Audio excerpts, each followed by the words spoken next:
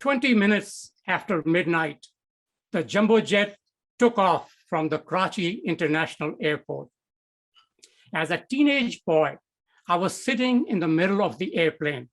This was my first flight.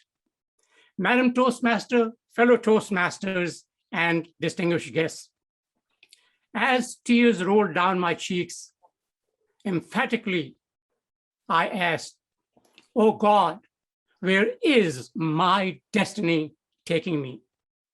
I was sad, scared, and subdued. I was traveling halfway around the world where I had no family members and no childhood friends. In London, we had to change airplanes. I hopped on a bus that was supposed to take us to the airplane. On the bus, I sat next to a doctor from California. He said, "There are several doctors on this flight. We are returning from a medical conference in Africa." Then he asked me, "Where are you going?" I replied, "Oklahoma State University in Stillwater, Oklahoma." He went on, "There is a doctor from Oklahoma on this flight. I will introduce you to him." He gave me his business card. After we took off from the London airport, lunch was served. I had just finished eating when the airplane hit turbulence. A new experience for me. As the plane bounced, I lost my lunch.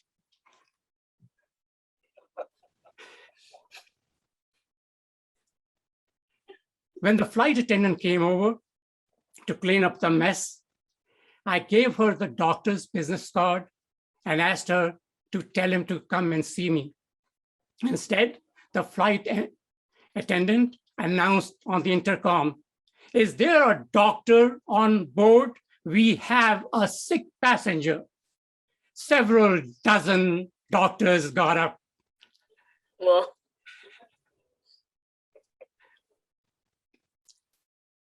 After we arrived at John F. Kennedy Airport in New York, I got off the airplane and stepped on the American soil for the first time. I entered America with one 30-inch black rollerless suitcase, a small carry-on bag, and a black mini executive suitcase with a bank check for tuition and expenses and one $20 bill. I boarded a plane from New York to Oklahoma City, along with the doctor from Oklahoma. When we arrived at Oklahoma City, he said, "My sister-in-law is coming to pick me up. Tell you what, we will drop you off somewhere where you can spend the night."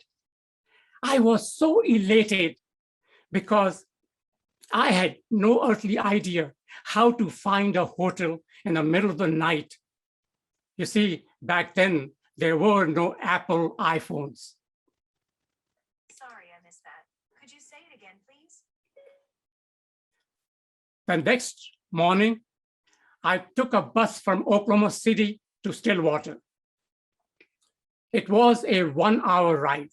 Turn on location services. Go to privacy settings. Select location services. I was the last one And allow location access. to get off the bus. A well-dressed young man standing next to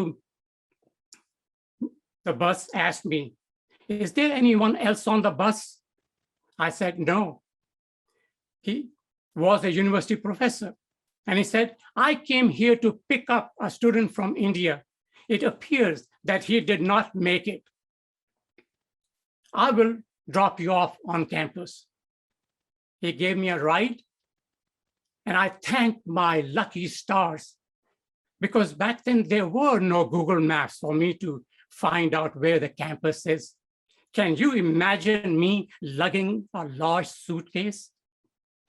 The professor dropped me off at the administration building. I went up to the third floor to the International Student Office. Hi, I am Sarfaraz Nazir from Pakistan. Welcome, Mr. Nazir. Welcome to America. And thus began my American journey. Ladies and gentlemen, the California doctor who sat on the bus next to me in London, the Oklahoma doctor who gave me a ride to a place where I could spend the night, and the university professor who dropped me off on campus. These three men, did God place them in the right time, at the right place, just for me? Madam Toastmaster,